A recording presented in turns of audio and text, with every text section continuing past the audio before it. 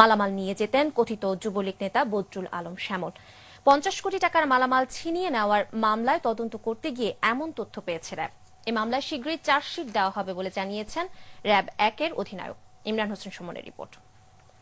হযরত শাহজালাল আন্তর্জাতিক বিমানবন্দরের cargo village থেকে কাস্টমস কর্মকর্তাদের মারধর করে গত বছরের 10ই আগস্ট 50 কোটি টাকার মালামাল ছিনিয়ে নেয় সিএনএফ এজেন্ট বদরুল আলম শ্যামল ও তার সহযোগীরা।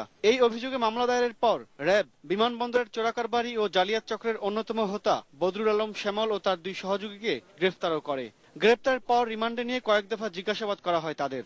50 কোটি টাকার মালামাল কাস্টমস কর্তৃপক্ষের কাছ থেকে জোরপূর্বক ছিনিয়ে নিয়েছেন। জিজ্ঞাসাবাদে শ্যামল র্যাব কর্মকর্তাদের জানিয়েছেন, সরকারি দলের সহযোগী সংগঠন যুবলীগ নেতা পরিচয় দিয়ে বিমানবন্দরের কার্গো ভিলেজ নিয়ন্ত্রণ করত সে। অধিকাংশ সময়ই সরকার নির্ধারিত রাজস্ব না দিয়েই মালামাল নিয়ে যেত সে, যার মাধ্যমে কয়েক কোটি টাকা হাতিয়ে নিয়েছে শ্যামল। নিজেকে কোনো রাজনৈতিক দলের সদস্য হিসেবে পরিচয় দিত, কিন্তু বাস্তবে ব্যবসায়িক কারণে অবৈধ লেনদেনের সুবিধার জন্যই সে আরও বেশ কয়েকজনকে নিয়ে একটি সিন্ডিকেট তৈরি করেছিল এবং এই ধরনের সিন্ডিকেট আরো 2-1টি আছে বলে আমরা জানতে পেরেছি। কাস্টমসের একজন সহকারী সহ 3 কর্মকর্তাকে মারধরের মামলায় বদরুল আলম শ্যামল প্রধান আসামি। ঘটনায় জড়িত অজ্ঞাত আরো 30-35 জনের বিরুদ্ধেও তদন্ত চলছে। অত্যন্ত গুরুত্বের সাথে তদন্ত করছি, যাতে করে এর সাথে জড়িত অন্যান্য যারা দুর্বৃত্ত আছে এবং রাঘব বলদেরকেও আমরা ধরতে পারি। বিমানবন্দর কেন্দ্রিক আইন শৃঙ্খলা বাহিনীর কর্মকর্তারা বলছেন, বছর 2 আগেও ট্রলিম্যান হিসেবে কাজ করত শ্যামল। পরে চোরাচালান চক্রের সঙ্গে মিলে নিজেই গড়ে তোলেন সিন্ডিকেট, যা এখন অনেকটা নিয়ন্ত্রণে আছে বলে দাবি পুলিশের। বিচ্ছিন্নভাবে যে কেউ করছে না এটা আমরা বলতে পারবো না।